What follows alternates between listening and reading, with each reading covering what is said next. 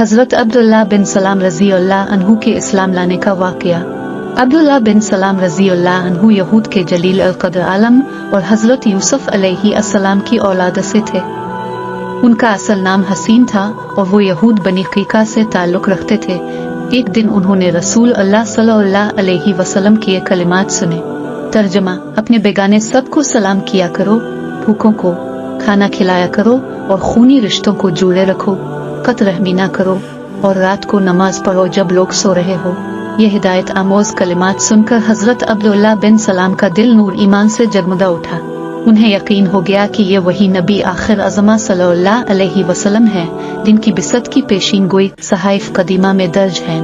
دوسرے دن رسول اکرم صلی اللہ علیہ وسلم کی خدمت میں حاضر ہوئے اور آپ سے چند پیچیدہ مسائل دریافت کیسے حضور صلی اللہ علیہ وسلم نے ان کا اطمینان بخش جواب دیا تو عرض کیا، رسول اللہ، میں شہادت دیتا ہوں کہ آپ اللہ کے سچے رسول ہیں۔ حضور صلی اللہ علیہ وسلم نے ان کے قبول اسلام پر مسرت کا اظہار فرمایا اور ان کا اسلامی نام عبداللہ رکھا۔ حضرت عبداللہ نے عرض کی، یا رسول اللہ، میری قوم بڑی بدتینت ہے۔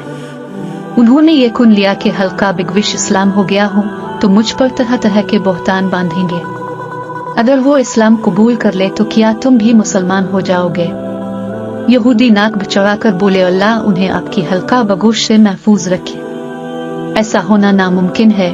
اب حضور صلی اللہ علیہ وسلم نے حضرت عبداللہ بن سلام کو سامنے آنے کا حکم دیا۔ وہ کلمہ شہادت پڑھتے ہوئے باہر نکلے اور یہودیوں سے مخاطب ہو کر فرمایا، اے آن قوم، اللہ واحد سے ڈرو اور محمد پر ایمان لاؤ، بلا شبہ وہ اللہ کے سچے رسول ہیں۔